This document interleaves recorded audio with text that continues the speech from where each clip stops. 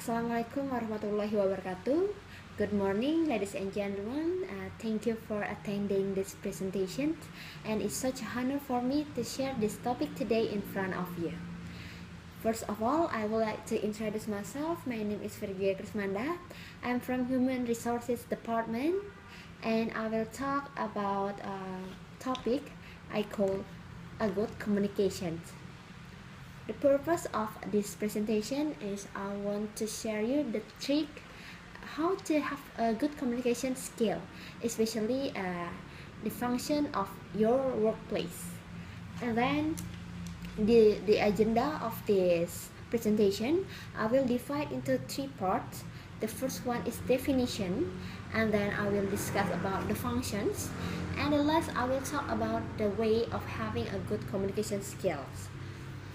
And all of the questions I will answer in the end of this presentation. So hold on. Okay, I will start the presentation. To the first part is what is communications. So communication is the way how the information transferring from one person to another person. And there is 4 types of communication.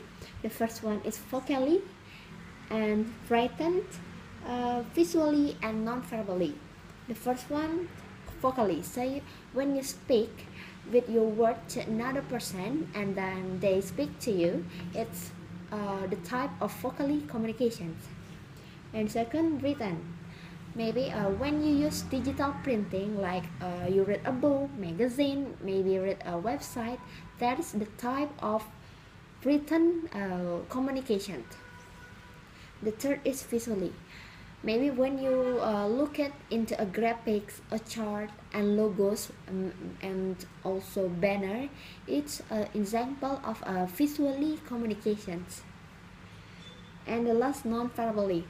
When you use gesture, body language, or you use the tone of your voice, is the type of non-verbally communications.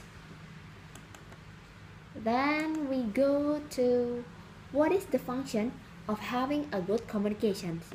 Of course, there are so many functions of having a good communication skill, but especially for us as an employee in this company, there are some functions of having a good communication skill.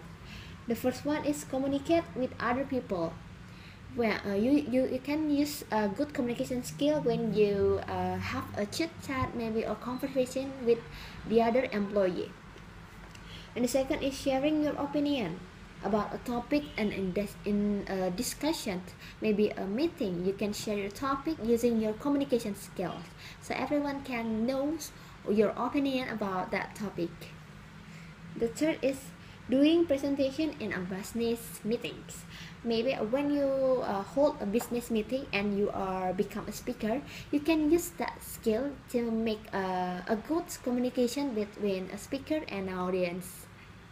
The fourth is join an interview. Maybe when you want to apply a job, you join an interview, you can use that communication skill to be accepted in that company. And then handling the arguments. When you are in a debate session, you can use that communication skill to speak out your opinion about that topic of debate. And the other situation. So there's so many functions, and this is the example functions of having a good communication skill in your workplace. Now we talk about how to have a good communication. This is the second part of my presentation. This is the third part of my presentations, and I will show you the trick, maybe tip and trick to have a good communication for you that maybe have no experience about communication skills before. There are 3 main aspects of how to have a good communication skills. The first one is understanding the basic of communication skill, and the second is engaging the audience, and the last is using your words. I will explain one by one, and and we're going to the first main aspect, understanding the basic of communication skill. The first step you have to do is knowing the audience. Of course, when you have a meeting or a presentation, you should know the audience first, because when you know the audience, you can choose the topic of the presentation and you can add value of your presentation. Because if you want everybody listen to your speak or your message, you have to add value of that message. For example, you talk to a marketing department officer, so you have to add value like how the tip and trick to increase the number of selling of products, so they will feel interested and they feel like get a positive effect for listening to your presentation. The second is have courage to say what you think. After you done to prepare that presentation, make sure that you have to be confident to speak out. You have to be courage to say what you think. And the last is practice. Okay, practice is not only you practice directly in front of people. You can practice in your home first.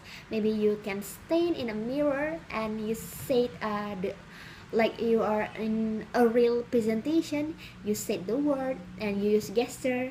Then you can measure how good your communication skill before you join a real presentation in front of real people. And the second main aspect of having a good communication is engaging the audience. The first step you have to do is make the eye contact. Of course, whether we are in a speaking or listening, we have to look into the person we talk with, because if we make eye contact, it feels like I understand him or them, and them understand what I'm saying. I feel like everybody interested for what I'm saying, and I interested for sharing this topic to the audience. And the second step is use the gesture. Don't forget to use the gesture body language, but don't too much. I mean, like it's depend on the situation, how you use the gesture in a formal or in informal situations. The third is be aware of what your body is saying. Maybe sometimes we don't realize we make a body language like or or maybe I think it's a bad body language, because it's mean like you don't feel interest of sharing your opinion in that topic, and maybe you look like you're not in a good condition to talk with. Like is it real? Is it she or he really speaking to me? Is she or really want to share the topic to me? So be aware of your body saying. Keep that gesture well, okay? And then the last aspect of this having a good communication skill is it using your words. The first one you have to do, speak clearly. Don't too slow and don't too fast. If you're too slow when you speak in front of people, it means like you don't understand well about the topic. If you talk too fast in the presentation, it means like the audience may be just guessing for what you say, because it's too fast, like blah blah blah blah blah blah, and the audience is unsure about the words you're saying. Okay, don't too fast and don't too slow.